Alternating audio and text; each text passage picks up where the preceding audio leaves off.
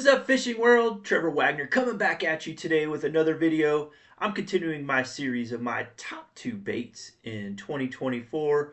What helped me really catch those bass and put them in the kayak. So let's go ahead and get started. So today's video, we're going to be talking about bladed baits. Those baits that are out there that have a blade on them that are helping you catch the bass. And for many of you out there, if you've followed me on Instagram or if you follow me on Facebook, you would know that probably you would think that in my top 2, I would have the spinnerbait. Because many of you know that my personal best bass out of my kayak came on a spinnerbait. And I absolutely love a spinnerbait. A spinnerbait bite is fun. I love catching bass on a spinnerbait. However, this year the spinnerbait didn't quite catch as many bass as I would have liked to catch with the spinnerbait. So, although I love the spinnerbait, didn't quite make my top 2 this year. So this year, my number 2 bladed style bait that really helped put some bass in the kayak was actually the bladed jig. And I know many of you out there love the bladed jig. You swear by the bladed jig. It is one of your favorites. And this year, yes, it did move up my pecking order as far as one of my favorite baits and one of my favorite ways to catch bass and get them in. So whether you're throwing, the thunder cricket, the slobber knocker, the jackhammer, the originals, all the different variations of the original chatterbait, those bladed jigs really helped me put some bass in the boat. Now this year I did have one of those bladed jigs that really stood out more than the rest. Jackhammer obviously is a great one to have. I have quite a few jackhammers that I throw around. I do not like the price of a jackhammer because they are very expensive, but they do work. Because the minute you cast it out and you start to retrieve, that blade just kicks up and you can feel that vibration right away. It's instant and it just catches the bass. The other one that did me really good this year was the nice little stealth blade. The stealth blade did really well this year too. Again, it's just a little bit more subtle coming through the water. A little bit of vibration, especially in the colder months or when it just seemed like I was coming after a high pressure system and the bass were just a little bit more lethargic. I could tie this on and usually get them to at least get a couple to put in the boat so I don't get skunked that day. So again, the stealth blade is really, really good. However, the best one is one I don't hear a lot of people talking about.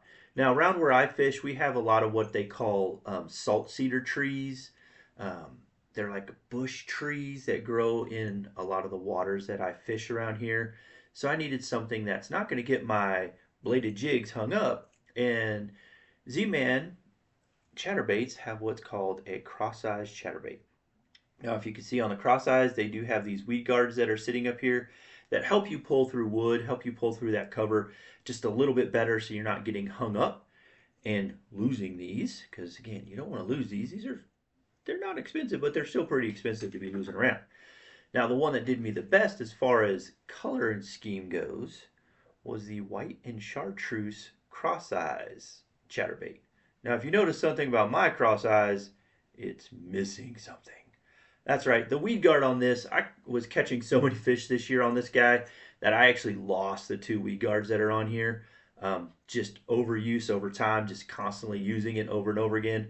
I lost those, still continue to throw it. Just one of those confidence things. Once you have confidence in something, regardless if it gets beat up, chewed up, you're still going to throw it. I mean, if you ever looked at any of Kevin Van Dam's crankbaits that he's thrown in tournaments, they're pretty beat up. So again, might have been beat up, but it was really putting some bass in the boat.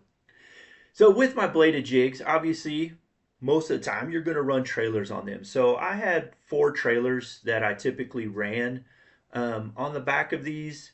One of the first ones that I used is the Seiko swim baits by Yamamoto. Just the way this tail design is, it's kind of got that flat split tail. Kind of goes through, does a really, really good job on the back of your bladed jigs. Just really, really good.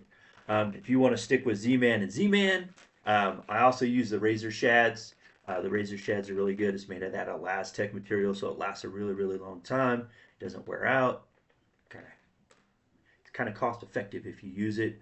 Now it is kind of tricky when you're putting it on the hook because it is that Elastec material. The other one that I like to use, it's a little bit on the inexpensive side. but it works really well as a chatterbait trailer as well. And that is the Swimmer Shads by Zoom. Another really, really good bladed jig bait. And then something that came out new this year, Rapala came out with this whole Crush City line. So one was experimenting with and I actually had a lot of success with was the Crush City freeloaders. Again, it's kind of got that straight tail on the back. It's kind of got these little rings that are on the back of the tails. Just kind of give a little bubbling trail, but it does not impact the action of your chatterbait. So putting those on the back have actually done really well as well. So those are like the 4 chatterbait trailers that I like to use when I'm out there fishing. So that leads me to what was my number 1.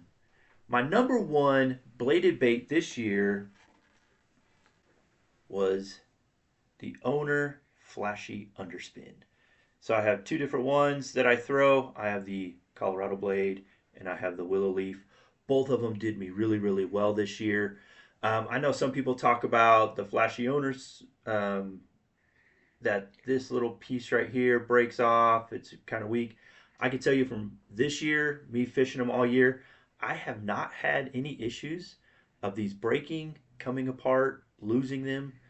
I don't know if I just got a good crop, but they have served me really well. Now, the key with any underspins, any bladed spins that you do, is the trailer that you put on there. So this first trailer I'm going to talk about, this guy right here, was probably my number 1 staple in my army for any of my underspins I threw, and that is just your kayak. This one is the Swim Impact Fat kayak 3.8 inch. Absolutely love this as a chatterbait, as a blade jig for my underspins. There we go. For my underspins, it was a great trailer as I was going in there. Another one that I threw this year, and it did really well too, and that was these Divine Swim Baits by 6 Sense. They work really well as well. Again, and in that Crush City line, they came out with one that has been really, really good, and that is the Mayor by Crush City. These paddle tails are absolutely fabulous. Use them when you can. I'm not sponsored by any of these people, but these work and these put bass in the boat. And then when I was in Alabama for the Knucklehead Team Championship, one of my teammates, Emily, I was having trouble with my kitex. I just wasn't, with the underspin, I wasn't putting the bass in the boat that I wanted to. And she said, hey, you should switch your trailer and try this guy. And so this guy right here is the 3.75 Strike King Rage Swimmer. I made that switch when I was there, and it was like 3rd or 4th cast I threw out, boom, hooked up. So again, they look the same, they look similar. They're just, sometimes there's something, just little subtle differences in your paddle tails and what you're using that will attract the bass and get them to hit. So again, shout out to Emily. Thank you for that little tip. Added another paddle tail to my arsenal that really worked and helped me out. So again, thank you guys for watching. If you liked the video, like and subscribe down below. And if you can, get out there and fish, catch some bass. Talk to you next time.